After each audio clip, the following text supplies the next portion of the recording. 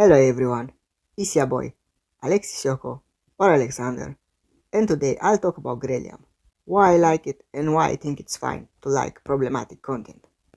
But first, a disclaimer. I don't want to start any ship wars, I'm too old for that shit. I can interact very well with people who dislike or even hate Grelliam. It's just a ship, it's not the end of the world. People are allowed to dislike your ship. They are allowed to have an opinion and voice it. I observed that in this fandom, when people say they dislike certain ships, the ones who ship them take it as a personal attack. Nobody has the right to bully or harass you, of course, but they are allowed to dislike certain ships. Okay, we established that. Good.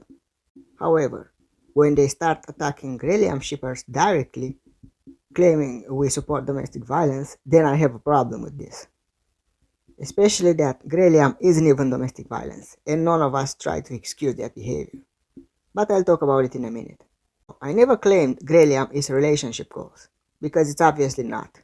I like Grell and William, and I think this ship has potential to become canon. And also, it's interesting story-wise. That's pretty much the point. This is a story. This ship is interesting as a story. I'm not claiming their relationship is flawless or anything people should aspire to have. We can like something problematic story-wise without defending the problematic behavior. If every story would be rainbows and unicorns, then it would be a very boring story.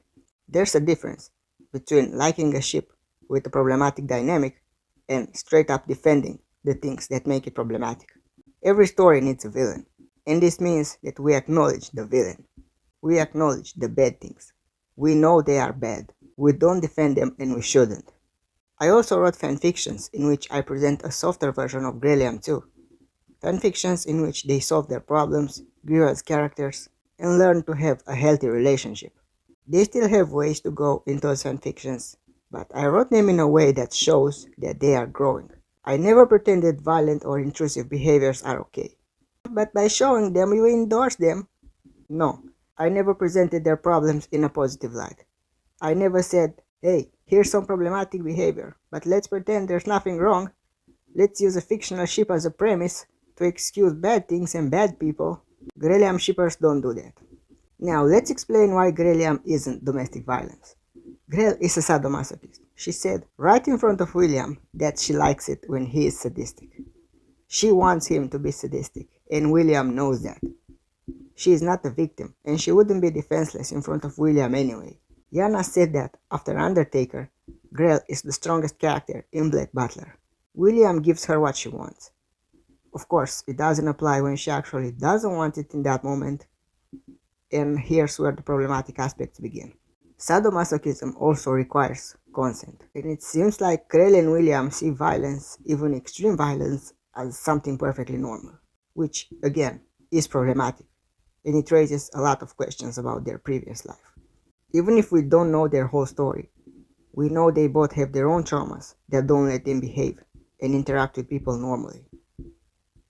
These things are making the characters interesting, therefore making the ship interesting. Again, you can dislike Grelliam, you can hate Grelliam, it's your opinion.